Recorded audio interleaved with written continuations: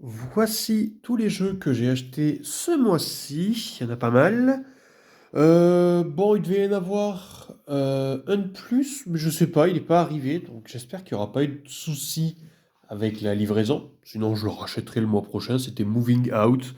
Voilà. Pierre, enfin, de toute façon, le mois prochain, j'ai que deux jeux Switch à acheter, donc il n'y aura pas de vidéo pour la Switch. J'en ferai trois, exceptionnellement, le mois prochain. Mais là, ce mois-ci, il n'y en a qu'une seule grosse, avec 15 jeux Switch. Donc c'est parti parce qu'il y a beaucoup de jeux. Bah écoutez, on va commencer par voilà, par le Peggy 3, le Teen Hearts. Je sais pas du tout ce que c'est. Je sais pas du tout ce que c'est, mais bon, ça m'a plutôt intrigué. Il est jouable uniquement en solo. Voilà. Ça a l'air assez sympathique. On voit une espèce de jouet. Donc, je sais pas du tout. Franchement, j'en ai aucune idée de ce que c'est. Plus de ça, la jaquette est pas en français, donc c'est pas. Voilà. Je pourrais pas le traduire. Voilà. Tous les jeux que j'ai pris sont en français, bien sûr. Hop, c'est vrai que je vais les ouvrir parce que j'ai noté le prix à chaque fois à l'intérieur. Je crois que lui, il m'a coûté. Voilà, 23 euros. Le petit Teen Hearts. Je crois qu'il est pas hyper courant à trouver en plus. Le Live Farm Adventure, je l'avais pris, revendu, puis du coup, bah, je l'ai racheté pour faire avec Gafast, vu que c'est un jeu de simulation de vie, mais faisable en coop. Voilà. Et pareil, lui, il est pas giga courant, bon, ça, on s'en fout. Il est pas hyper courant. Il m'a coûté 17 euros. Enfin, on va dire que normalement, il est pas dur à trouver, mais je sais pas. J'ai galéré là. Donc voilà. Ensuite, le Lego Harry Potter, je l'avais sur Wii. Du coup, je l'ai repris sur Switch. Il m'a coûté 18 euros. Alors, il n'est pas très cher pour le coup. Ça regroupe les deux Lego Harry Potter, 1 à 4 et 5 à 7. Voilà. On a ensuite le Rhyme. Alors lui, il est assez dur à trouver. Donc plutôt content de le rentrer. Je crois que je l'ai eu pour 35 euros. C'est ça. Oh, je l'ai eu à prix correct. Voilà. Il était pas neuf, hein, du coup. Il y a le petit livret, s'il veut sortir de sa cachette, le petit livret. Voilà. Avec un petit livret, c'est plutôt cool. C'est un jeu contemplatif qui doit être faisable qu'en solo. Ouais. C'est un jeu contemplatif, donc plutôt sympathique. Bon, ça, je peux le sortir, ça ira dans la boîte à collector. Ça, c'est jeté. Ça, c'est dans la boîte à collector. Faut pas le jeter. Ensuite, on a le Indivisible. Alors là, c'est vraiment le côté jeu plutôt tour par tour. Ça, c'est du platformer aussi, mais c'est plutôt le côté combat qui m'a attiré. Je suis pas trop platformer, mais bon, ça peut être sympa. Il m'a coûté 24 euros. Et je crois qu'il est faisable en coop. Pas du tout. C'est un jeu qui est faisable uniquement en solo. Voilà, je dis des bêtises en plus. On va commencer par le premier. Astérix et Obélix. Baffez-les tous. C'est un beat'em all qui est faisable en coop, hein, bien sûr. Bon, j'ai perdu le petit bout de papier, mais il m'a coûté 16 euros. Voilà. Il est faisable à deux. Donc, je pense qu'avec Gafast, on va bien s'amuser. Et en plus de ça, c'est l'édition mini collector que j'ai eu avec des petites cartes postales ou images, je sais pas trop. Voilà, on a Obélix qui met une baffe à un Romain. On a un Romain qui est allé au sol. Ah, j'adore, avec la bosse et tout, le pif éclaté. Qui fait un pouce en l'air, mais pourquoi il fait le pouce en l'air? Je sais pas. Trop rigolo. Et Astérix qui met une baigne à un Romain qui décolle. Voilà, c'est classique, hein. Dit Astérix et Obélix, comme on les aime. Donc, très content. Je crois qu'il y a quelque chose dans la boîte aussi. Ouais. Bon, on s'en fout. C'est des autocollants. Ça part à la poubelle. Je suis pas collectionneur d'autocollants. Et le Astérix et Obélix Baffez-les tous 2. Lui, il m'a coûté, je crois qu'il était à 19 le 2. Ouais. fait, c'est des jeux que je veux acheter, voilà, pour une vingtaine d'euros maximum. Pareil, Mission Babylone, j'attends qu'il tombe à peu près aux alentours des 20 euros et je le prendrai. Là aussi, il est faisable, bien sûr, en coop, à deux, voilà.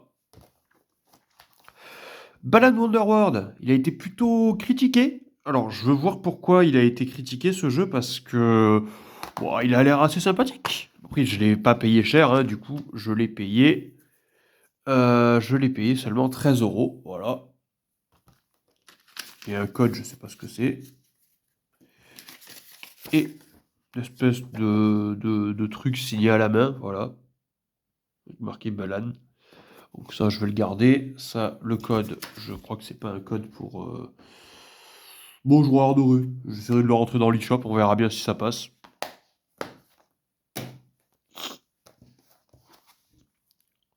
The Pathless, influencé par Gwenju, d'ailleurs Balan Wonderworld aussi. Rhyme aussi, d'ailleurs, ouais, j'ai oublié de le dire, Rhyme aussi, c'est Gwenju qui me l'a influencé. Teen Hearts aussi.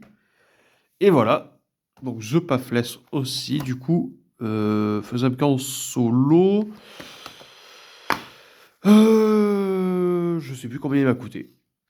Est-ce que... Ouais, il est là, le petit bout de papier. Et lui, il m'a coûté, je crois que c'était 21, un truc comme ça. 22 euros, voilà. Et il y a des petites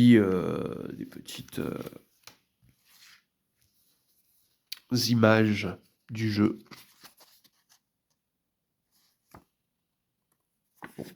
Bon, si je la tiens à l'envers, voilà, ça c'est mieux. Je vous les montre, hein. Pourquoi je les tiens tout le temps à l'envers?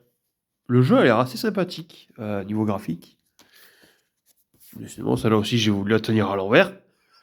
Vous n'avez pas de chance, hein. Je sais pas pourquoi j'ai envie de les tenir à l'envers. Celle-là, elle se regarde comme ça. Ouais, comme ça, c'est ça. Bon, voilà.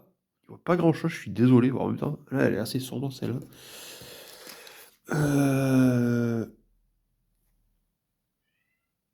Le petit archer. Ah oui, c'est vrai que je l'avais enfermé dehors, Shadow. J'avais oublié.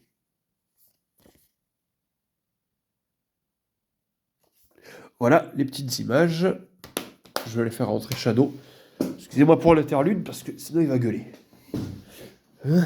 Allez.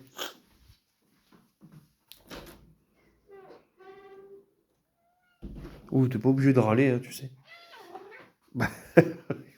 Voilà, ça c'est le petit râleur.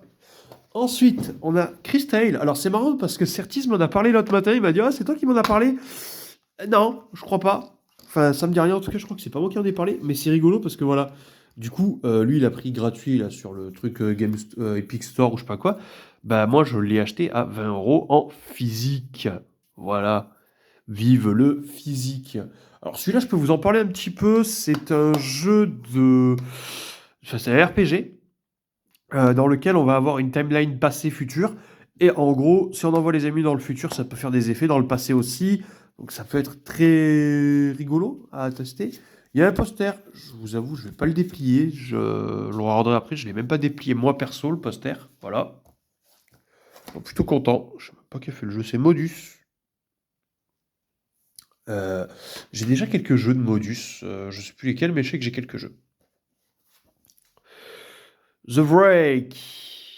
Non, Breakfast. The Break, c'est un autre jeu que j'ai. Breakfast, c'est un jeu de course. Mais il a l'air super sympa. Voilà. Je crois que je l'ai payé 30 euros. Me semble. Ouais, 30 euros. Un jeu de course sur Switch. Il a l'air vraiment sympathique.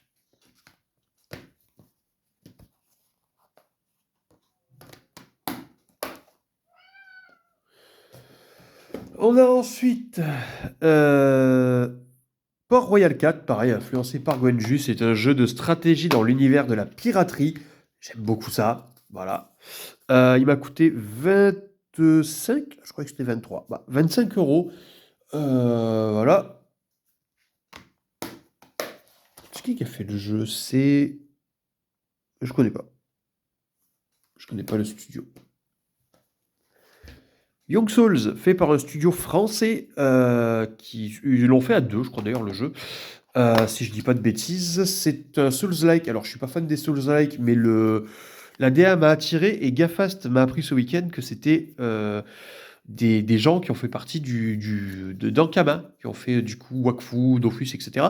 Donc c'est pour ça que la DA lui parlait. Il m'a dit: «Ah, la DA me parle.» Ah ouais, tu m'étonnes. C'est logique. Du coup, il m'a coûté 19 €. Je suis plutôt content qu'il m'ait pas coûté cher parce que je suis pas fan des Souls-like, mais le reste me plaît. Évidemment, si je l'ai pris, c'est qu'ils sont en coop, hein, avec Gafast.